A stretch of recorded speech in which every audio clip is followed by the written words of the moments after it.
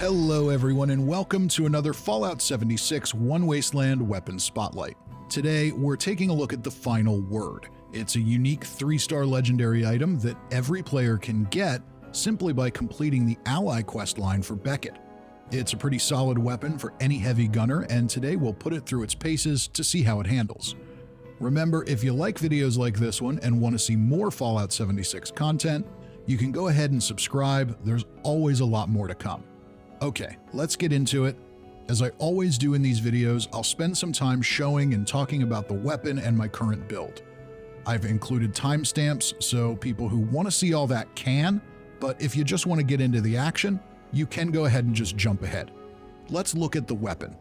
Out of the box, this one gives you the anti-armor effect, plus faster fire rate and 250 damage resistance while reloading.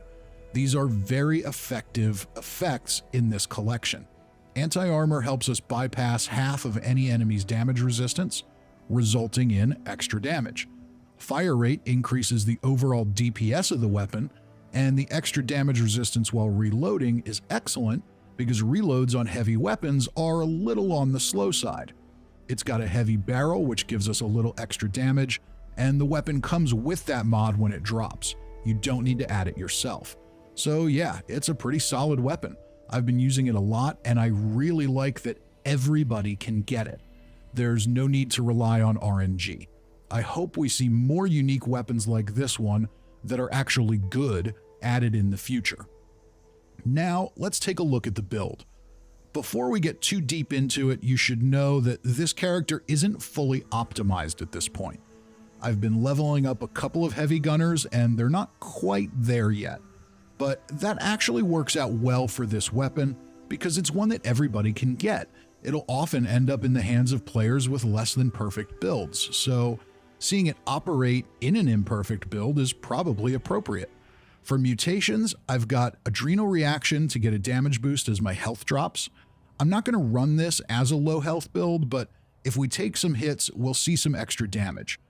Bird Bones and Marsupial work together to give us extra jump height and let us land without the Iron Man landing effect every time. Egghead gives me a little extra intelligence for more XP. Healing Factor heals me up between fights. Scaly Skin gives me a little more damage and energy resistance. And Speed Demon makes everything faster. I'm using Class Freak as well, so that reduces the negative effects of my mutations to make them largely negligible. Next up are legendary perks. I'm running 2 points in legendary strength to get me up to 15 total. Ultimately, it'll make more sense to move points from something else to max out strength, but for now, it'll do.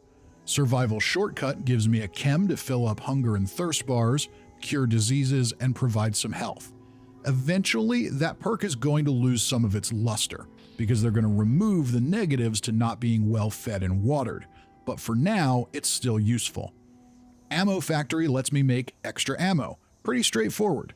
Legendary Agility lets me take an extra agility card and gives me a bit more AP. Electric Absorption is really interesting. In Power Armor, when an enemy hits you with an energy attack, there's a chance it'll recharge your fusion core, which is very helpful, but it also provides some health regeneration, so it's almost a no-brainer perk for any Power Armor user. Finally, we end with Taking One for the Team, which makes it so that enemies take extra damage after they attack us or our teammates. Today, I'll be running solo, but I'm still on a public team, so it'll still work. As a Power Armor wearing heavy gunner, I'm going to be big and loud, so everything is going to hit me. So another no-brainer to get a little extra damage. Finally, let's look at the special build and regular perks. There's 15 in strength with all the heavy gunner perks, lock and load for faster reloads. I've also got bandolier to keep the weight of my ammo down, which is an important one to keep because as a heavy gunner, we're going to be carrying a lot of ammo. And 1 point in bear arms to reduce the weight of heavy guns. There are other options that could go in here, but it'll do for now with this sort of work in progress build. Under perception, I've got a total of 3. 1 point in concentrated fire to target limbs, which my thinking was that this would be important for Scorchbeasts, but honestly in practice I'm finding that it probably isn't necessary. Then I have 2 in Glow Sight for a little extra damage against those tougher enemies. I'll probably shuffle these things around a bit in the future and honestly maybe even move points out of Perception into something else. In Endurance, I've got 1 in Rad Resistant and 1 in Fireproof. Ultimately, this will become 2 or 3 in Fireproof. Under Charisma, I've got 3 in Tenderizer to help make enemies take a little extra damage, and eventually I'll have 2 points in Inspirational, but that's not where I'm at right now, so there's just some other filler in there. Intelligence is fully loaded at 15, and honestly, I wish I could have 20. We've got 2 in Power User to make fusion cores last longer. That'll eventually be 3. Maxed out Stabilized for more accuracy and armor penetration. Batteries included to reduce the weight of energy ammo, namely fusion and plasma cores. Then I have 5 points in Gunsmith to reduce weapon degradation, a point in Scrapper to get more steel to make ammo with, and a point in Nerd Rage because why not? Eventually, all of those are going to get shuffled around quite a bit. In Agility, I've got 5 points in Adrenaline to boost up damage as I take on bigger mobs of enemies, and a point in Action Boy for a little extra AP refresh. Without unyielding armor and AP refresh effects on that armor, I definitely miss that at times, so this helps. In Luck, I've got 13 points, which may eventually go to 14 or 15, but for now it's maxed out Starched Jeans and Class Freak, so we can keep our mutations and not suffer any major negative effects.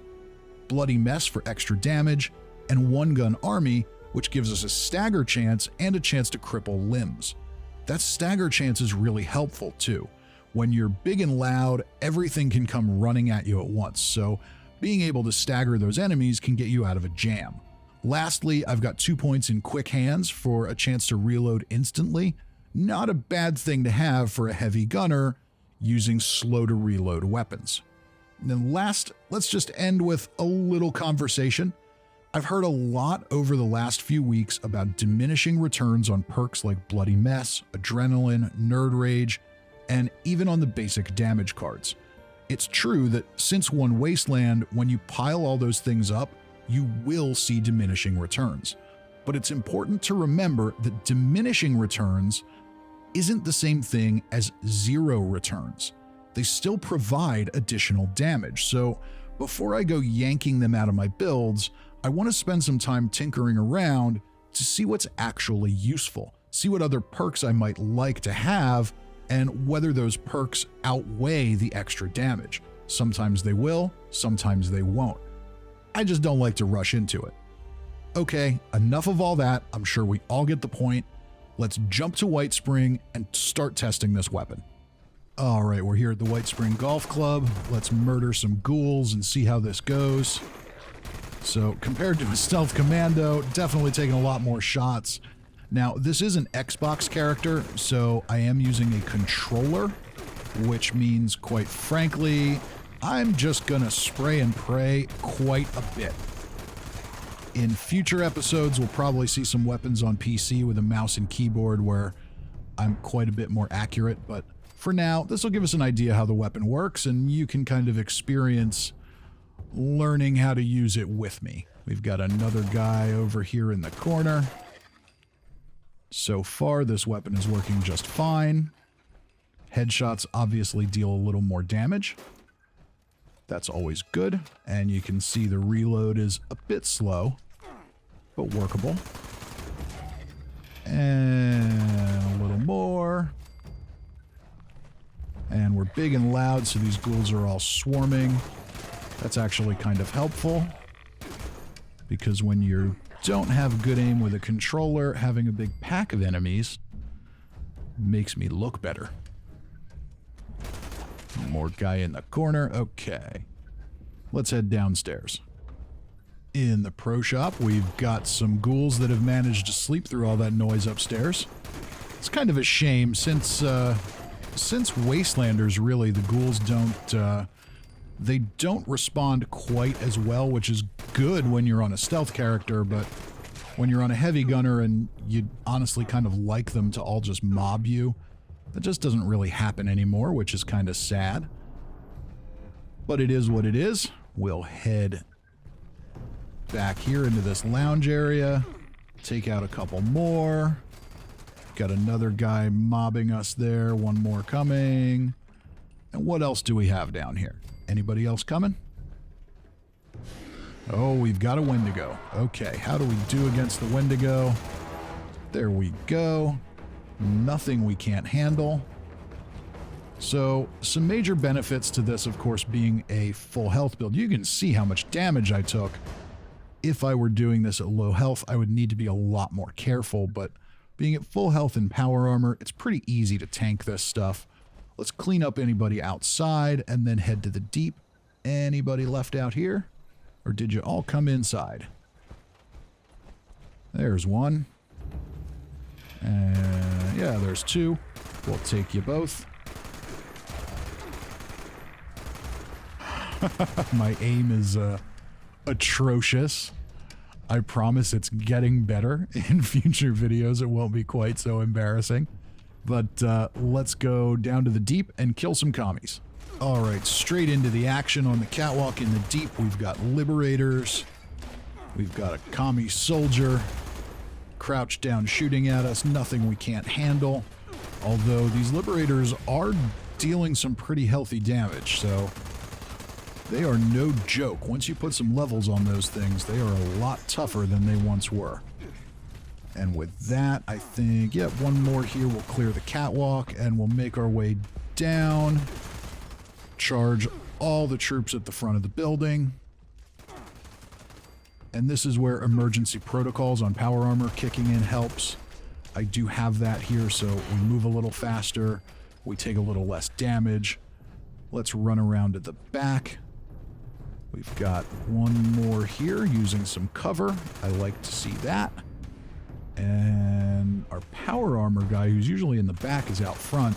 And that's one of the things I kind of like about running as a heavy gunner. You make a lot of noise, so enemies tend to respond differently and end up in different places.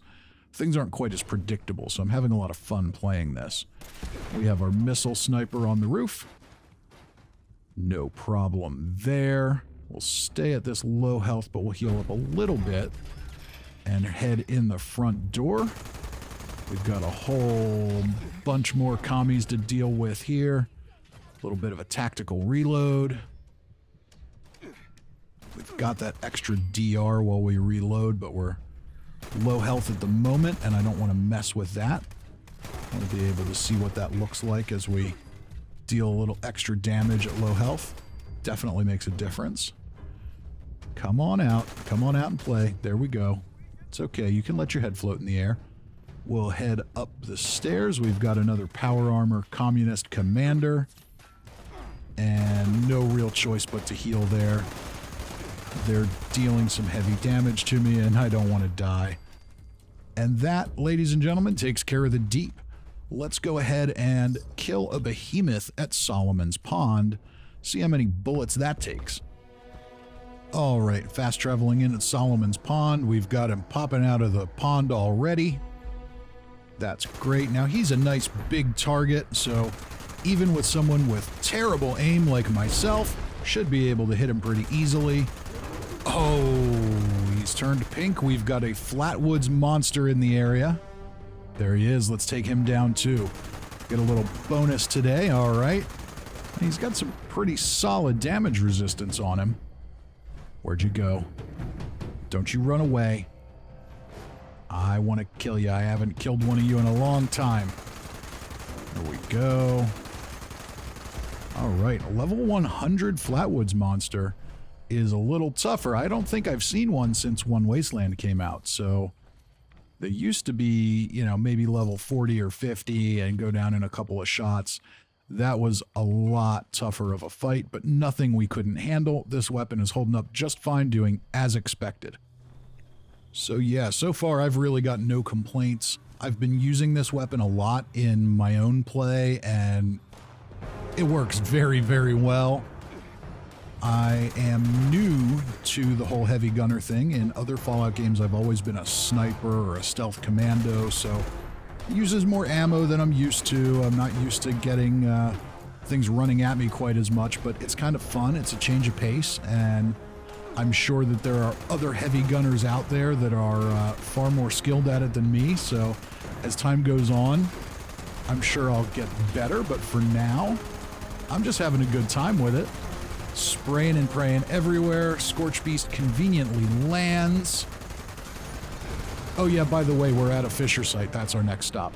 Yeah, so kind of the same routine we always do. Loot him. Do we have any other Scorched running around? We definitely got a couple. Alright. Can still use it in VATS. Definitely don't have the AP to be a VATS heavy gunner. But in a pinch when we can't see things, it works. Let's move on to Huntersville and wrap this thing up. Alright, last stop, Huntersville. First enemy, floaters. At full health, these floaters aren't so scary, but I'll tell you what, that damage over time definitely hurts a little bit. But fortunately, in power armor with a 50 cal, we have no delays or animations to use stim packs, so that makes that really easy. Some heavy weapons that spin up, it seems to inhibit your ability to heal with a stim pack, but not this one. And we'll make our way up to the man by the water tower. Hello. Goodbye. And we've got a mutant and a hound down on the road, already shooting at us. So we'll shoot at them.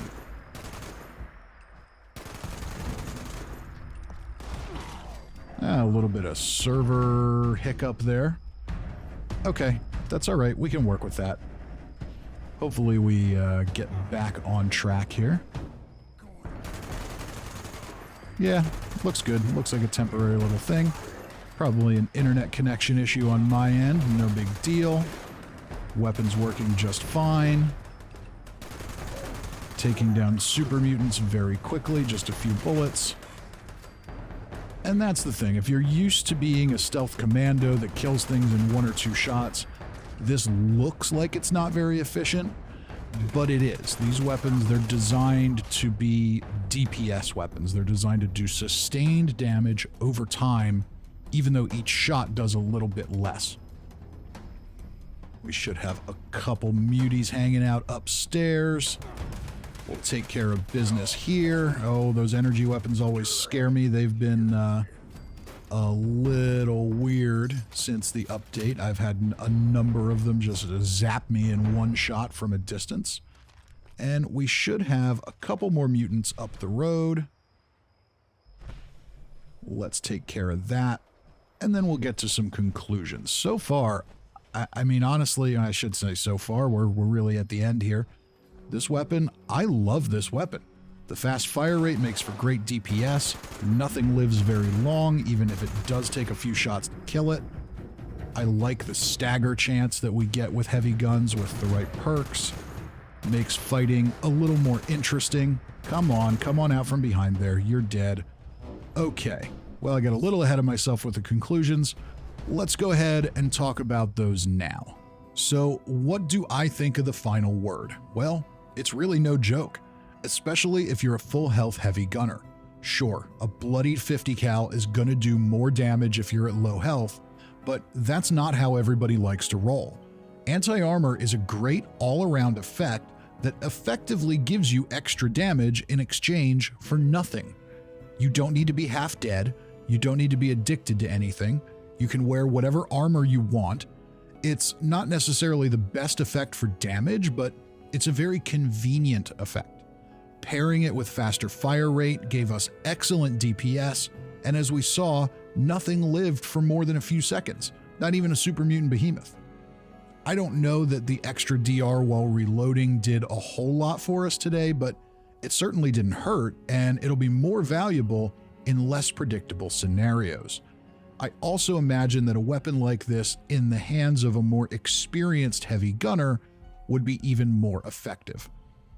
Time will tell to see if I can make those weapons very effective and efficient, but so far, I feel like I'm improving as time goes on. I just really wanted to get this one out there, so we'll see where it goes, but all in all, I had a lot of fun with it.